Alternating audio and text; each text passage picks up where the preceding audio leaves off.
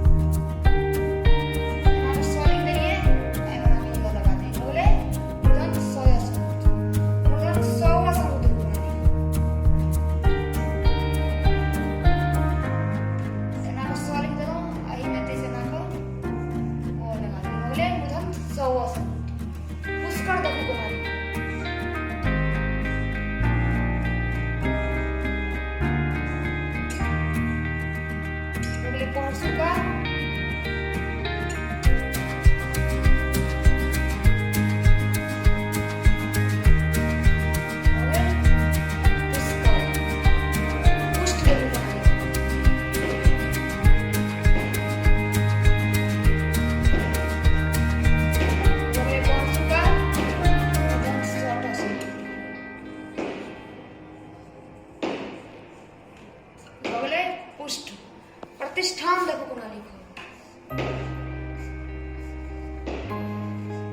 प्र लिखलो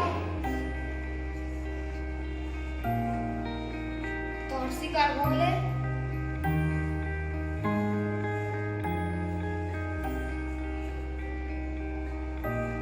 स संयुक्त आकार न लिख देलियै, भ गेल प्रतिष्ठान। कृष्ण देखो कोना